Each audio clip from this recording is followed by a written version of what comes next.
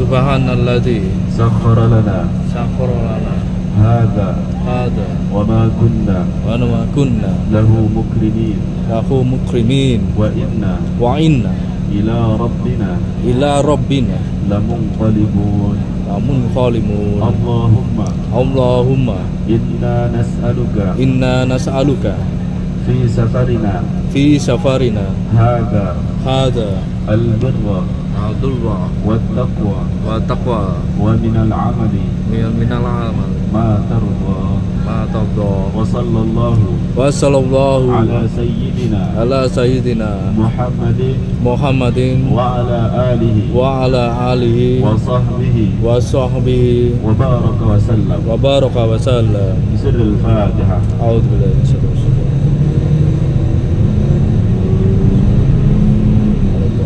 Amin.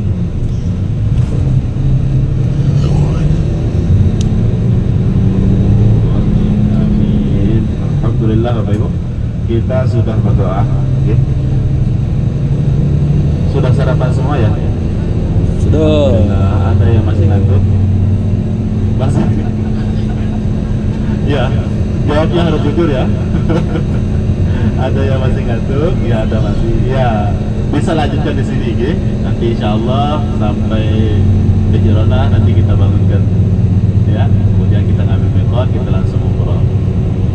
Baik Bapak Ibu, insya Allah sekali lagi rute kita yang akan kita ziarahi pada pagi hari ini. Yang pertama Jabal Tur, kemudian Arafah, Muzdalifah, Mina, kemudian Jiranah kita lihat mikot di sana, lalu ditutup dengan Jabal Nur. Nah di sana juga setelah Jabal Nur ada beberapa tempat cuma kita tidak turun, okay?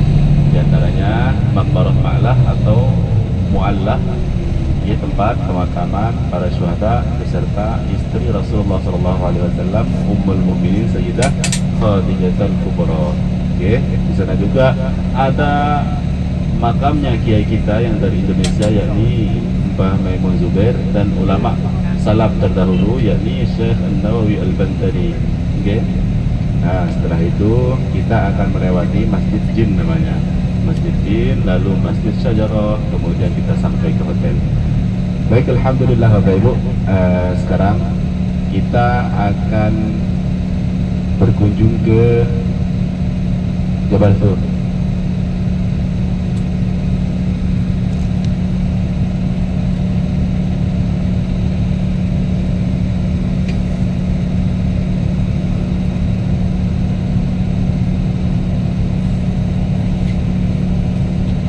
Dan insya Allah Bapak Ibu kita akan turun nanti di Jabal Tur. Namun sebelum itu sedikit kita kupas sedikit masalah,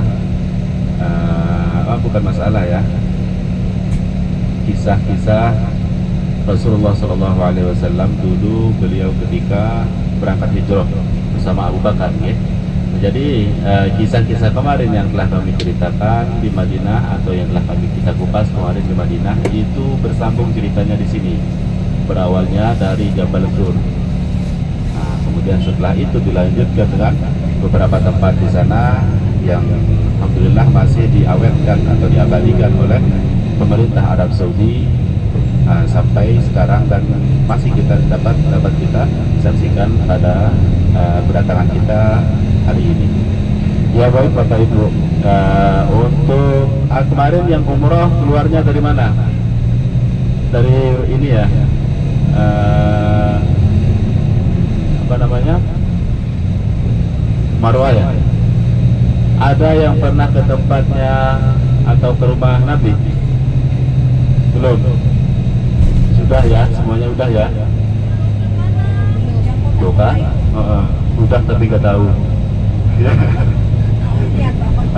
Belum kami kasih tahu.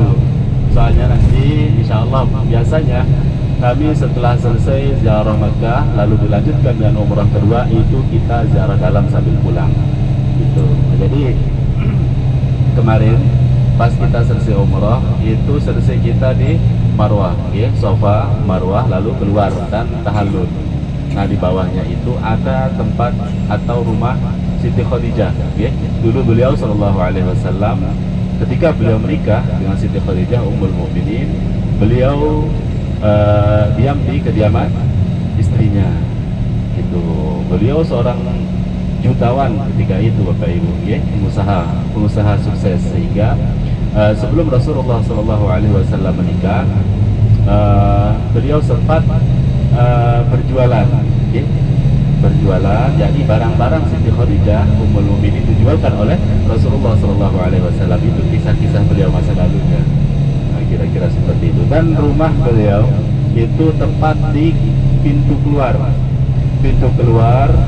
dari Marwah itu ada seperti gunung unta, tanahnya kembung, nggak bisa diratakan. Itu mau dihapus, ya.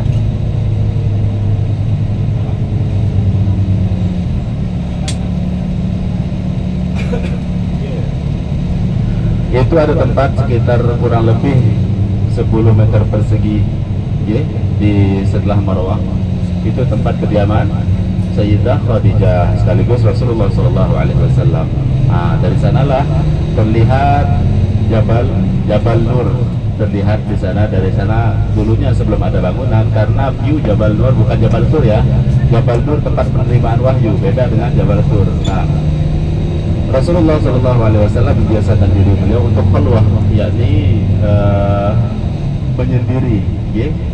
Menyendiri, beliau menyendirinya biasa di Jabal Nur, tempat penerimaan wahyu pertama, yakni surat Al-Alaq. Nah, view-nya Jabal Nur itu Bapak Ibu, yakni haram atau Ka'bah, itu view-nya. Ya, cuman insya Allah nanti kita jelaskan masalah Jabal Nur. Nah, kita mulai dari titik awal Rasulullah SAW keluar hijrah, diiringi dengan turunnya ayat waja'alna min baini aydihim saddan wa min khalfihim saddan wa ghashaynahum fahum la yubsirun. Ada yang sudah hafal nggak? Ada ya? Setiap malam Jumat kalau di Indonesia itu dibaca di surat Yasin. Gini. Dan konon katanya ayat ini merupakan ayat azimat, ya. Benar nggak? Ada yang sudah dengar nggak? Ada. Nah, nanti pulangnya Bapak Ibu kalau pakai motor itu nggak punya SIM, bisa pakai ayat itu, ya. Bisa dipakai, baca sebelum ada razia, lewatin aja, nggak apa-apa. Ya, lewatin aja, baca waja'alna min baini aydihim saddan wa min khalfihim saddan fa ghashaynahum la yubsirun. Insyaallah polisi tidur nggak lihat. Polisi tidur. Polisi tidur. Kalau polisi yang jaga dikasih borgol, bukan dikasih surat tilang. Nah, itu sih ya tergantung keyakinan, ya. Tergantung keyakinan. Kalau yakin ya insya Allah, dan nasib masih baik ya lolos gitu. Kalau enggak sih ya nanti dapat surat ini tilangnya tilang merah gitu, bukan hijau lagi. Nah, ya.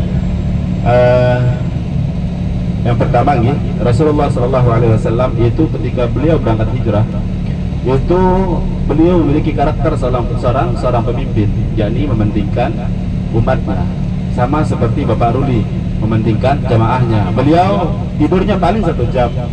Saya bareng kamar sama beliau. Yang kemarin nggak tidur malah. Yang dari zuhur kita berangkat dari Madinah sampai menjelang zuhur lagi nggak tidur beliau, masya Allah. Ini jiwa kepemimpinan ini patut dicontoh ini, Pak. Sampai-sampai saya yang kalah.